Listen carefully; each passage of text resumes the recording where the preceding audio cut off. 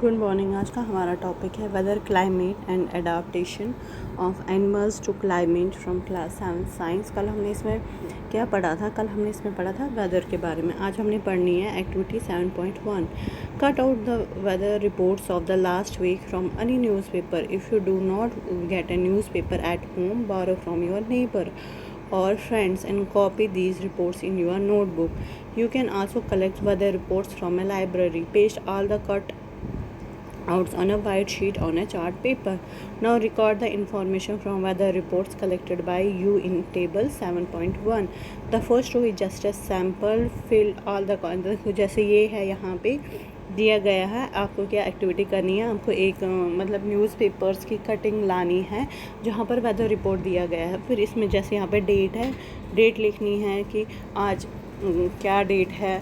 तो आपने कटिंग लाई, जैसे मान लो आप एक वीक रोज़ न्यूज़पेपर की कटिंग लाते हो तो वो लानी है। फिर उसमें देखना है कि मैक्सिमम टेम्परेचर आज के दिन कितना था या मिनिमम कितना था, ह्यूमिडिटी उस पर कितनी लिखी है, मिनिमम मैक्सिमम, और रेनफॉल उसमें लिखी है कि नहीं, वो भी मतलब आपको उसी कटिंग जैसे यहाँ पे इस कटिंग में दिखाया गया है सारा कुछ वैसे ही आपको मिलेगा।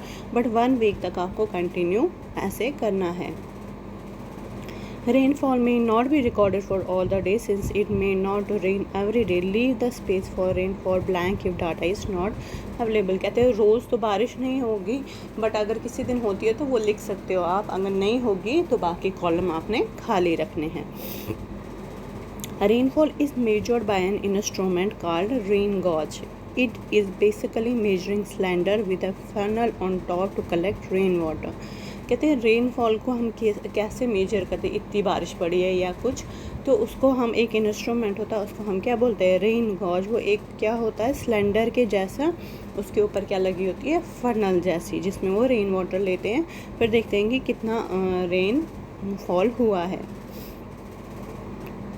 Do all the 7 days have the maximum and minimum temperature, humidity and rainfall? The maximum and minimum temperature recorded may be the same for some of the days. However, all the parameters are not same on 2 days.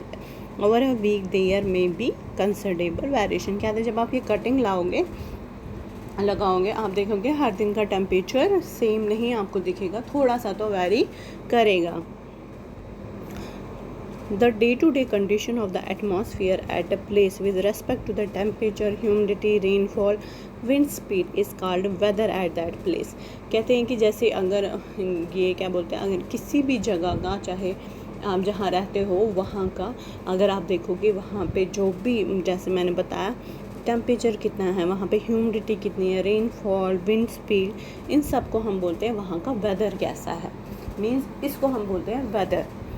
The temperature, humidity and other factors are called the elements of the weather. जो ये है temperature, humidity, rainfall, ये क्या होते हैं? ये elements होते हैं किसके? वेदर के। The weather of a place changes day after day and week after week. That is why we often says today's weather is too humid or the today was warm last week. और the weather was warm last week. तो क्या है, कहते हैं कि जो weather होता है हर जगह का हर दिन ब दिन चेंज होता है। देखो अभी अगर आप देखोगे मौसम क्या था पिछली बार बहुत ये थी, क्या बोलते हैं इसको, गर्मी थी। अब दिन ब दिन गर्मी बढ़ रही है, रेनफॉल नहीं हो रही है, इसको हम क्या बोलेंगे? Weather at that place is too humid. कहीं पे हम बोलते हैं कि वेदर बहुत ज़्यादा ये था, गर्म था, कहीं पे हम बोलेंगे वेदर ये क्या बोलते हैं ठंडा था। तो